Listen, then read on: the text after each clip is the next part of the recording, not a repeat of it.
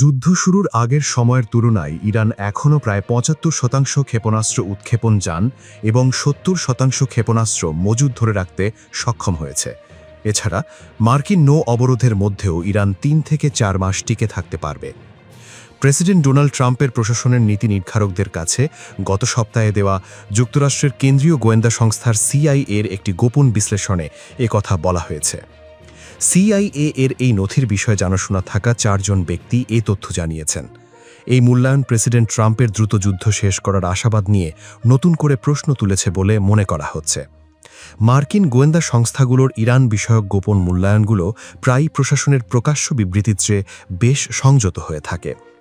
এসব প্রতিবেদনেও বলা হয়েছে, যুক্তরাষ্ট্র ইসরায়েলের কয়েক সপ্তাহের তীব্র হামলার পরও ইরানের ব্যালিস্টিক ক্ষেপণাস্ত্র সামর্থ্য এখনও উল্লেখযোগ্য পরিমাণ অক্ষুণ্ণ রয়েছে। বিষয়টি সম্পর্কে অবগত ৩ জন ব্যক্তি এমনটা জানিয়েছেন।